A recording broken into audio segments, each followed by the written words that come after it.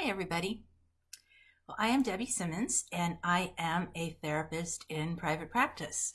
So, what I'm going to be talking about is my passion for private practice and why it's there. Probably the best way for me to start is to go back in terms of just how I got into private practice and why.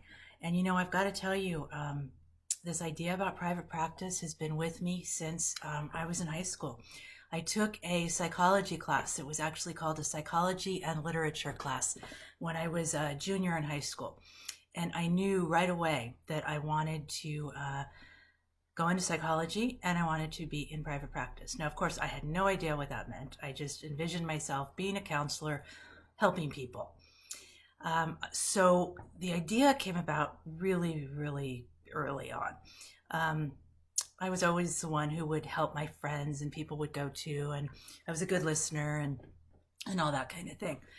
So when I went to college, it was a no-brainer that I would major in psychology, and I did.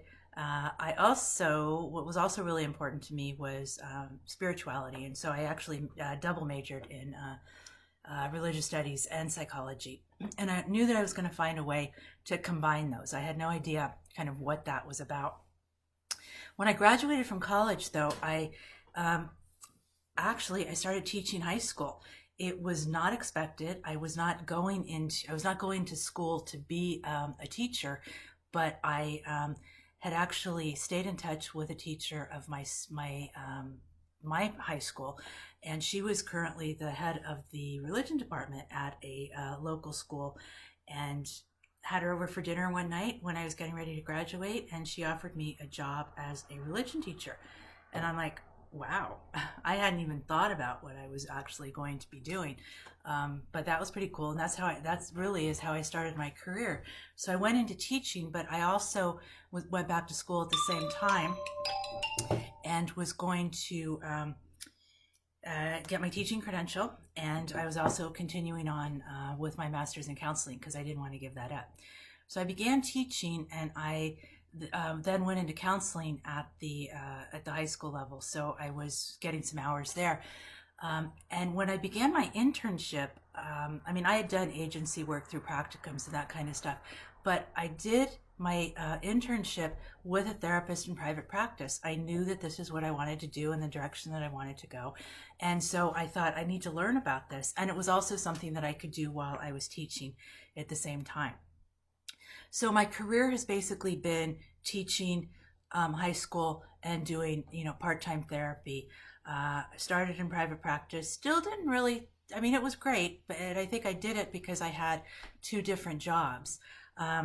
As I went through my teaching career, which was really 20 years, I hate to say that because I know I look only like I'm 32, but I was counseling in the high schools and I was doing part-time private practice. In 2003, I left my teaching job and I went back to school to get my doctorate in health psychology. Now, the reason I did that was because I was working with a lot of eating disordered students at school, and I wanted to make eating disorders a specialty of mine. So I began doing that, went back to school, got my doctorate, went full-time into private practice. It was a dream come true. And it really was a God thing because I don't know how I went from part-time to a full-time practice. But what I loved about it was I could help the people that I wanted to because this was my full-time job. When I was teaching, I was doing what I loved, but I was so burnt out because I was working two jobs all the time. Full-time private practice allowed me to put all my attention into just that practice. Now, here's the best part of it and what I'm most passionate about. So I was in private practice full-time private practice from 2006 to about 4 years ago. I decided that I wanted to do more for people. And I took my private practice to a group practice. And the group practice has become Primrose Healing and Wellness, and it's a holistic psychotherapy practice. Now, why am I passionate about it? Because as a private practitioner, I get to create the practice that I want for people.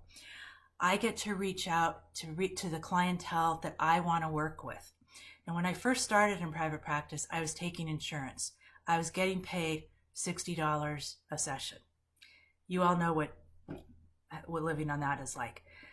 I took a leap and said, I need to get out of this mode and be able to make more money.